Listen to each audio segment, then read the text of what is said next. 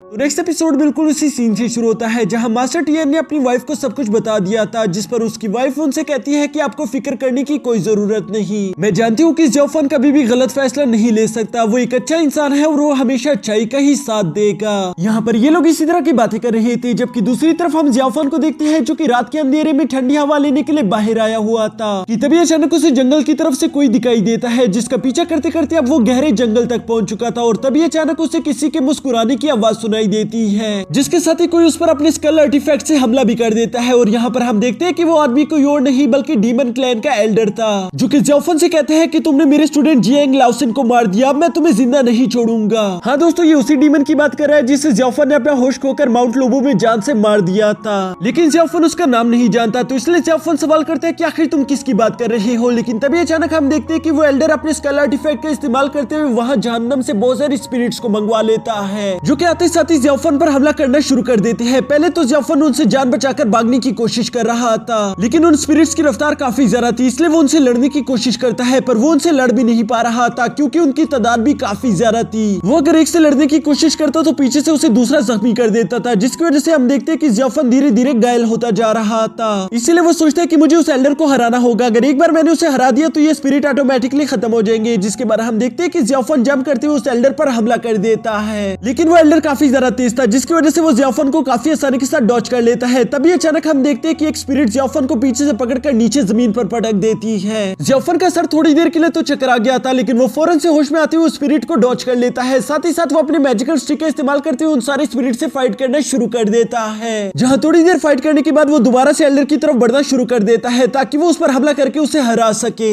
लेकिन वो एल्डर भी काफी ज्यादा शातिर था, क्योंकि वो पीछे हटते साथ ही अपने ग्रीन स्कल्स को समन कर लेता है, जिसने फौरन से आगे बढ़कर ज़्यावियन पर हमला करना शुरू कर दिया था। और सिर्फ यही नहीं बल्कि वो एल्डर अपनी स्पिरिट का इस्तेमाल करके ज़्यावियन को अपनी जगह पर ही जकड़ देता है, जिसके बाद आखिर में वो अपनी स्पिरिट्स का इस्तेमाल करके ज़्याओफन को जान से मारने ही वाला था। लेकिन अब ज़्याओफन को काफी ज्यादा गुस्सा आ जाता है, जिसकी वजह से उसकी बॉडी ब्लड सकिंग बीट की पावर्स को खुद ब खुद ही एक्टिवेट कर लेती है। और यहाँ पर इस एक्टिवेशन की वजह से वहाँ पर एक बहुत बड़ा एनर्जी ब्लास्ट होता है, जिसकी वजह से वहाँ पर मौजूद सारे के सारे स्पिरिट और ग्रीन स्कल एक साथ ही तबाह हो जाते हैं। ये देखकर उस एल्डर को काफी ज्यादा गुस्सा आ गया था, इसलिए वो अपने स्कल आर्टिफैक्ट का इस्तेमाल करते हुए ज़्याओफन का गला दबाने की कोशिश करता है। लेकिन ज़्याओफन को इस बात से जरा सा भी फर्क नहीं पड़ रहा था, बल्कि वो गुस्से में आकर जोर से चिल्लाता है। साथ ही साथ वो अपने मैजिकल स्टिक से उस आर्टिफैक्ट को जोरदार हिट कर देता है, जिसकी वजह से उसके अंदर क्रैक्स पड़ गए थे। ये देखकर वो एल्डर हैरान होते हुए कहता है कि पहले मुझे यकीन नहीं आ रहा था, लेकिन अब मुझे मालूम हो गया कि तुमने मेरे स्टूडेंट को कैसे हराया होगा। इस जैसे इवल आर्टिफैक्ट इस दुनिया में बहुत ही ज्यादा कम पाए जाते हैं, लेकिन यहाँ पर चाहे जो भी हो जाए मैं तुम्हें जान से मारकर ही रहूंगा।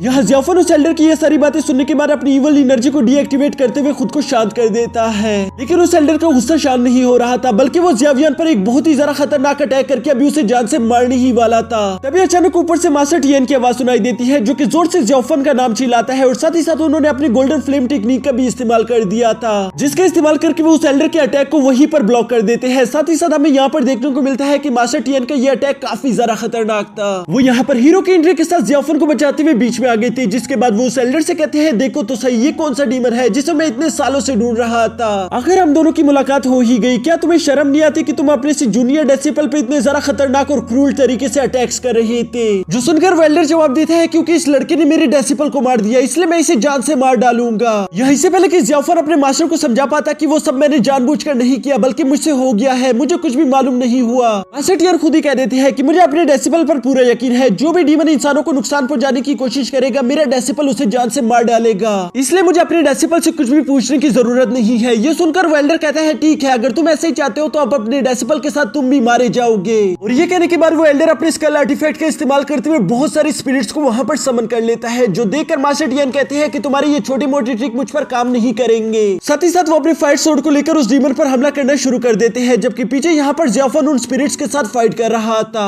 मास्टर टियन जब ये देखते हैं कि वहां पर स्पिरिट्स की तादाद बहुत ज्यादा हो चुकी है, तो वो अपनी फाइट सोर्ड में बहुत सारी एनर्जी को कलेक्ट कर लेते हैं, जिसके बाद हम देखते हैं कि उन्होंने अपनी फाइट सोर्ड को दोबारा से जमीन में गाड़ते हुए सिर्फ गोल्डन फ्लेम टेक्निक का इस्तेमाल कर दिया था, जिसकी वजह से वहां पर मौजूद सारे के सारे स्पिरिट एक साथ ही खत्म हो जाते हैं। और ये करने के बाद मास्टर टीएन ने दोबारा से उस एल्डर पर हमला करना शुरू कर दिया था, जिस पर हम देखते हैं कि वो एल्डर भी लगातार उन पर हमले कर रहा था। यहाँ पर इन दोनों की एनर्जी काफी ज्यादा हाई थी, जिसकी वजह से हमें यहाँ पर एक बहुत ही ज्यादा आइकॉनिक लेवल की फाइट देखने को मिलती है, जिसमें इस डीमन एल्डर और मास्टर टीएन दोनों की रफ्तार को आंखों से देखना बिल्कुल नामुमकिन होता जा रहा था। और इन दोनों के टकराने से वहाँ पर बहुत बड़े बड़े एनर्जी वेव्स क्रिएट हो रहे थे, जिसका असर जमीन पर खड़ा ज़ियाओफन में महसूस कर पा रहा था। तभी अचानक हम देखते हैं कि मास्टर टीएन ने अपनी सोर्स से एक बहुत ही ज्यादा पावरफुल अटैक कर दिया था, इसकी वजह से उस एल्डर डीमन की हालत बहुत ज्यादा खराब हो चुकी थी और ये दोनों दोबारा से जमीन पर आ चुके थे। यहाँ उस एल्डर को एक बात तो समझ आ चुकी थी कि ये लाइफ एंड डेथ मैच है, तो इसलिए वो खुद को जख्मी करते हुए अपने खुद से एक इवल फॉर्मेशन को क्रिएट करना शुरू कर देता है, जिसकी वजह से एक हेल स्पिरिट जमीन से निकलकर बाहर आ रही थी। ये देखकर मास्टर टीएन भी हवा में जाते हुए अपनी एक फॉर्मेशन को क्रिएट करना शुरू कर देते हैं, जिसकी वजह से उन्होंने अपने गोल्डन ड्रैगन को समन कर लिया था। साथ ही साथ वो अपनी सोर्ड का इस्तेमाल करते हुए अपनी थंडर टेक्निक को भी एक्टिवेट कर लेते हैं। यहाँ अपनी इन दोनों टेक्निक्स को कंबाइन करने की वजह से हम देखते हैं कि वो गोल्डन ड्रैगन अब ब्लू में बदल चुका था और अब उसकी ताकत पहले से कई गुना ज्यादा बढ़ चुकी थी, जिसके साथ ही इन दोनों की अल्टीमेट फॉर्मेशन अटैक एक दूसरे से टकराना शुरू कर देते हैं। यहाँ इन दोनों के टकराने की वजह से वहां पर बहुत ज्यादा एनर्जी वेव्स क्रिएट हो जाती है, जिसके प्रेशर किसी आम इंसान के लिए बर्दाश्त करना बिल्कुल इम्पॉसिबल होगा। यहाँ पर इन दोनों की एनर्जी काफी ज्यादा हाई थी, लेकिन जैसे कि हम जानते हैं कि लास्ट फाइट के दौरान ज़ियाओफन ने उस स्कल आर्टिफैक्ट में क्रैक्स डाल दिए थे, जिसकी वजह से यहाँ पर मास्टर टीएन का ये अटैक भारी पड़ जाता है। इस अटैक से टकराने की वजह से हम देखते हैं कि उस डीमन एल्डर की हालत बहुत ज्यादा खराब हो चुकी थी, वो तो खड़े होने की भी हालत में नहीं था, इसलिए वो मास्टर टीएन को चकमा देकर फौरन वहां से भागकर निकल जाता है। जबकि मास्टर टीएन भी इतनी आसानी के साथ हार मानने वाले नहीं थे, बल्कि वो अपनी फैमिली को लेकर उसका पीछा करना शुरू कर देते हैं। काफी दूर तक पीछा करने के बाद जब वो उन्हें वहां पर नहीं मिलता, तभी अचानक उन्हें आसमान में कुछ बिजली दिखाई देती है, जिसमें हमें मालूम होता है कि वो असल में डीमन किंग है, जो कि समंदर के किनारे 7 सोल्स की कुर्बानियां देने के बाद अपनी एक बहुत ही ज्यादा इवल फॉर्मेशन को एक्टिवेट करने की कोशिश कर रहे थे। यहाँ उसके चेहरे देखकर ही मालूम हो रहा था कि उसके इरादे बिल्कुल भी ठीक नहीं, और इसी के साथ हमारा ये एपिसोड यहीं पर खत्म हो जाता है।